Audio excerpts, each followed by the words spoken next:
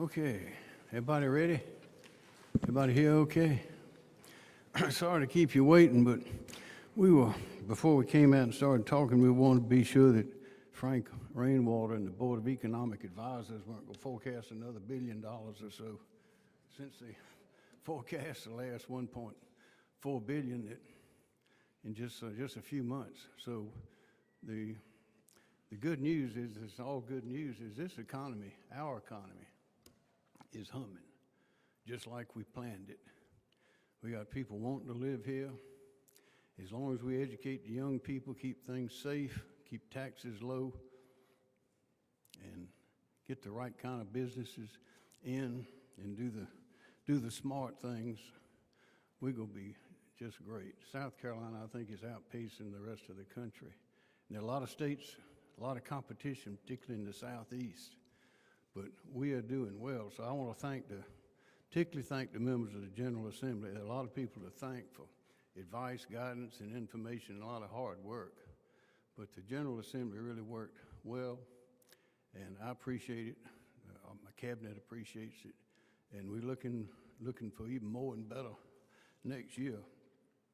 But this budget, as I say, we got forecasts coming in $1.4 billion more than we thought that we were going to have. Our budget now is $14 billion, and we're not spending all of that 1.4. We're only spending about half of it because we're conservative, and this is a conservative budget. It's a good budget. It's one of the best, and that's why I've only got a handful of vetoes, just 11 vetoes, and I don't think any of them, maybe one or two, only involve money.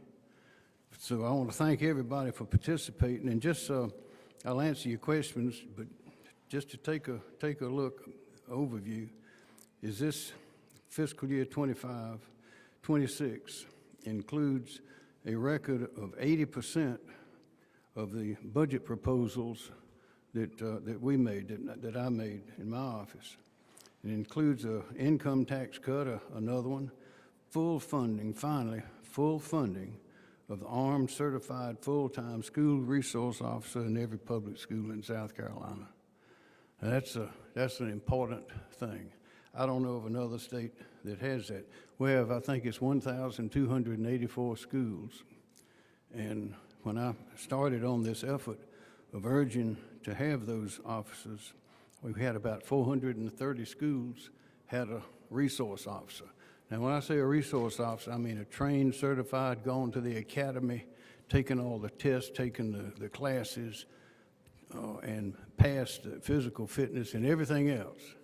Armed, fully certified, educated resource officer. We had about 430, and until now, we're 177 schools short. Well, this budget provides enough money for every school to have one. And ladies and gentlemen, that makes a big difference, not only for the safety of the children and the teachers and all of those at the school, but also the confidence and comfort of the parents to know that's one more thing they do not have to worry about. So that's very important. Also, we're getting the teacher pay raise.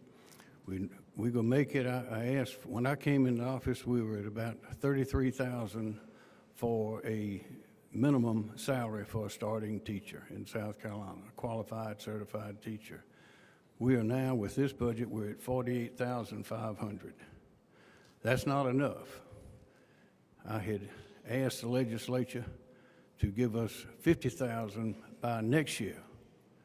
I wish we'd gotten $50,000 this year, because our teachers, without the very best teachers, and we got great teachers, but they won't stay teaching if we don't pay them. But we are now at $48,500, and that is the minimum starting pay. And what my request was and is, and goal is that to be at least, emphasis on at least $50,000 for starting minimum salary for a brand new teacher by next year, and I'm confident that we're going to get there. We've had law enforcement raises. We're freezing college tuition. College tuition's expensive. You got room and board and all that on top of that. But Again, we're freezing the college tuition. We've made key investments in infrastructure. If you go out and look at the roads, a lot of roads being repaired. And by the way, we have more state highways, more miles of state highways in South Carolina, I think, than any other state. Not because we have more miles of roads, but just because most of our roads are state highways, even though in another state they may not be a state highway, and ours they are. So we're making great progress there. In workforce development, we have training programs. We are I think we're the only state in the country that has programs with our magnificent technical college system, where if you have a business in this country or any other, and you want to see if there's a workforce available to support you in South Carolina, we will send a team to your country and study your manufacturing processes or others and develop a curriculum at our technical college system to train our workers in South Carolina to work in your plant. Nobody else does that. We have so many things that we have done over the years to get stronger and stronger, and that is why when you look at the economic forecast by the Board of Economic Advisors, you see them just going up and up and up in South Carolina.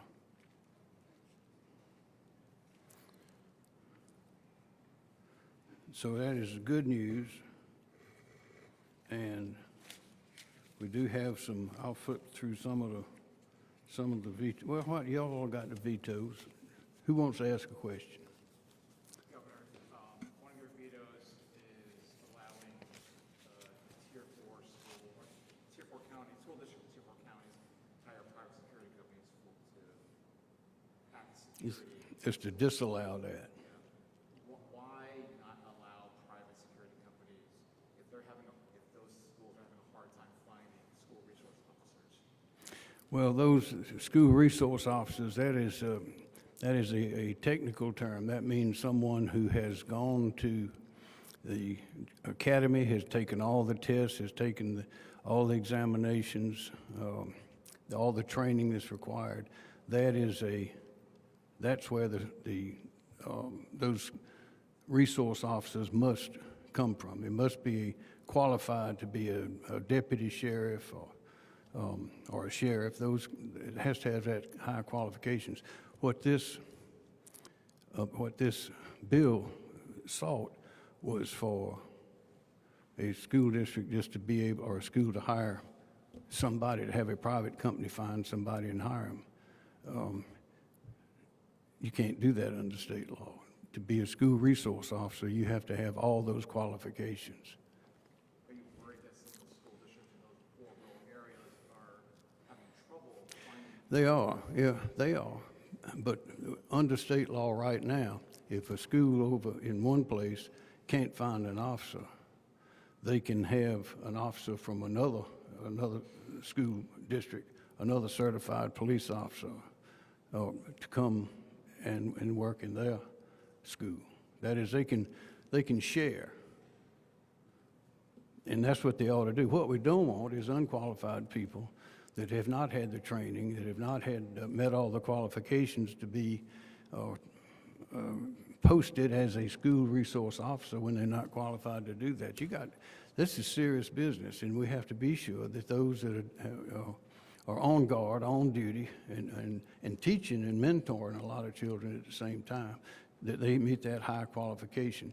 That bill would have skirted around that. And it's not necessary. We're paying well, and if they can, as long as they can borrow, one municipality can borrow, a school district can borrow from another municipality that is using those officers, then there should be no problem. You let the in-district compensation increase go through. Let the what? The lawmaker in-district compensation increase go through from $1,000 to $1,500, let's say $2,500. Are you worried about the implications on the pension for newer lawmakers who their compensation is now? I know there was a lot of debate on that, and the purpose of that bill was to raise the in-district expenses. I know there are in-district expenses. It's been a debate that's gone for a long time. And I'm confident that they've gone up since whenever the last time was that they were raised, 1994 or something like that, I believe. So that's what they asked, and I'm relying on the good faith of the legislature. They say that it's gone up that much. They are the ones that are trying to pay those expenses. I'm in good faith, if they use that money for the in-district expenses as they're supposed to, then if that amount is legitimate, then that's a proper law. Now, whatever implications there are outside of that, will be the worry of those who are taking advantage of the law. That is, the lawmakers themselves will have to explain that. Governor, do you hope next year's budget also does not have earmarks, or do you think there's a place for them and they should be brought back in that grant program that you proposed? I think the grant program, this earmarks, the problem with earmarks, the way they've been, it's not the earmark itself. It's not the amount of money. There's a lot of things that need money, and most of them can be addressed in the regular legislation. That is, by having hearings and discussing it so everybody will know what's involved. But the danger is the secrecy. It's the taxpayers' money, and the taxpayers need to be able to know where it's going, why it's going, who's going to spend it, how much is going to be spent, and otherwise. As long as the funds that are spent in this budget or another are spent properly, as long as they are spent with the citizens having the ability to know exactly what it's being spent on, then I'm okay. But what I'm asking is if a lot of money goes to a particular agency with just a broad definition and no one knows exactly where it's going to be spent, including the agency, then I'm asking the agency to get that information and make it public. The goal is every dime of this $14.1 billion budget, every dime needs to be open. The citizens need to know where it's going, why it's going, who proposed it, and who's going to be spending it, and what it's expected to do. If we're not doing that, then we're not doing our job.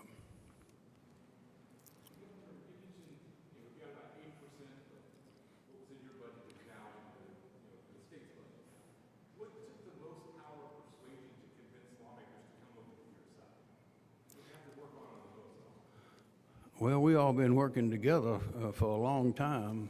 Since I arrived in January of 17, I think it's very much, many of us are like a family. We go back a long ways. And generally, if you communicate, collaborate, and cooperate, you try to understand the other fellow's point of view. And sometimes he's right and I'm wrong. Sometimes it's the other way. Sometimes we're talking about the same thing, just using different words. But that's the rule that we use in my office is in the agencies, when dealing with the public, when dealing with members of the legislature, communicate, collaborate, cooperate. That works best every time. So when we have a lot of conferences in my office, I have a lot of telephone calls. I see a lot of the members in various places and hear from a lot of citizens out there about what's going on. But as long as you're talking about it and you're trying to understand what the people need and what we're able to do, keep the conversation open, keep it above board. No point in getting angry. It works every time. And that's something we do with the cabinet agencies as well. There's a lot of transfer, a lot of cross-pollination, a lot of discussion among agency members. Back in the old days, nobody talked to anybody, and you'd often find two agencies going in opposite directions, all trying to do the same thing and duplicating efforts. We've gotten over that, and that's why this reorganization we've done with Department of Mental Health, DHEC, all of those things are great steps forward, because also not only do we all communicate, collaborate, and cooperate, but with this reorganization we've done of these agencies, making them cabinet agencies, everybody out there knows if something goes wrong in that agency, they can come to me. And that'll be that way in the future for other governors as well. Governor, you started off by making a joke about Frank Greenwater finding $1 billion, or certifying an additional $1 billion. Yeah. Are you satisfied with the way he is projecting revenue into the state? Is he being too conservative?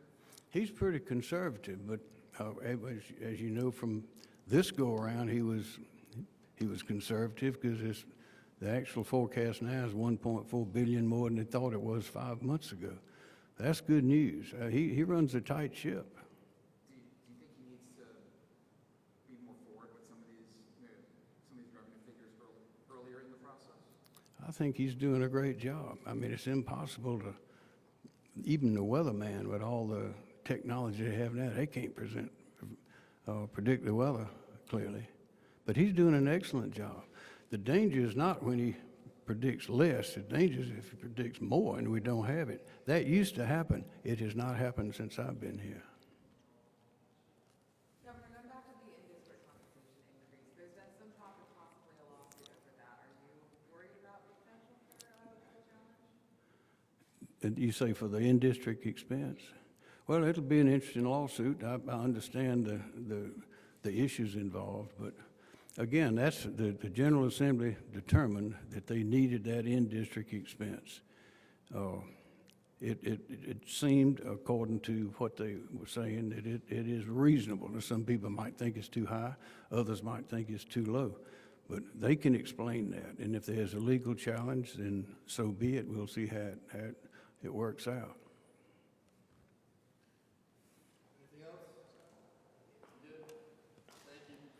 Remember, this is a great budget, and the next one next year is going to be even better than this year.